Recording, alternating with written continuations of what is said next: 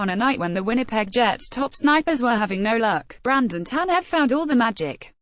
The Jets' fourth-line winger, an energy guy known for his hits, his speed and his lack of touch around the net, scored 3 goals as the Jets beat the Boston Bruins 5-4 in a shootout to cap a perfect 6-game homestand.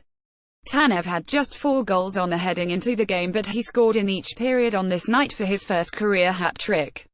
He even earned a shift in 3-on-3 overtime because of his effort. "It's a special moment," Tanev said. "An unbelievable feeling. You don't expect that going into the game. It's a great way to finish off an unbelievable homestand." Jets snipers Patrick Lane, Kyle Connor and Nikolai Ehlers were all held off the scoresheet, but they weren't needed this time as the hats rained down for one of the pluggers. "I kind of blacked out and didn't really know what I was doing," Tanev said of the hat-trick celebration. "It was just a great feeling. He had the 3 pucks in his locker room stall and he was posing for pictures with them. Maybe I'll give them to my father and my mom.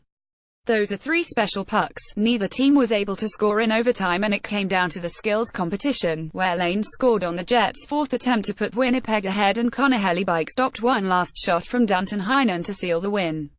The Jets improved to 4-7, 1-9, 1-0 on the, beating one of the league's elite teams. The Bruins have 105 points but failed to gain ground on the Nashville Predators, who are first in the Central Division and overall in the NHL with 109 points after a shootout win over the Minnesota Wild Tuesday night. "You're so happy for him," Jets captain Blake Wheeler said of Tanev. "I'm sure he's going to remember this for a long time.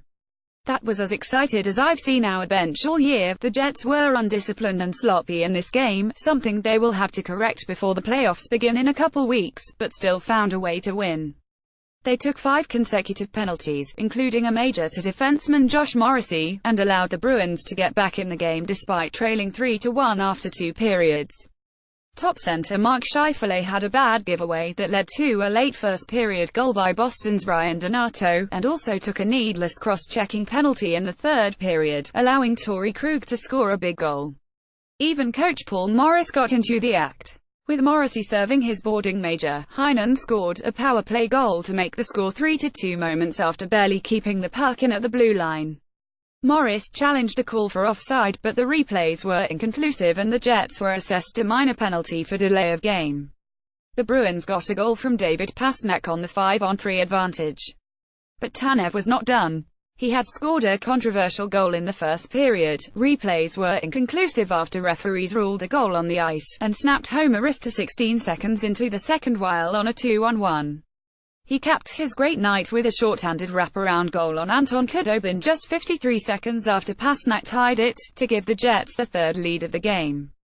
Krug tied it again, but Tanev's work was enough to get the Jets to overtime. It was the kind of performance every team needs occasionally from its grinders. The Bruins and Jets were so even. The shots were 32-32 through overtime. Most nights when the Jets don't get goals from their big guns, they lose that game. But Tanev came through. So did defenseman Joe Morrow, with his first goal as a member of the Jets. The unlikeliest of heroes in yet another major moment for the Jets.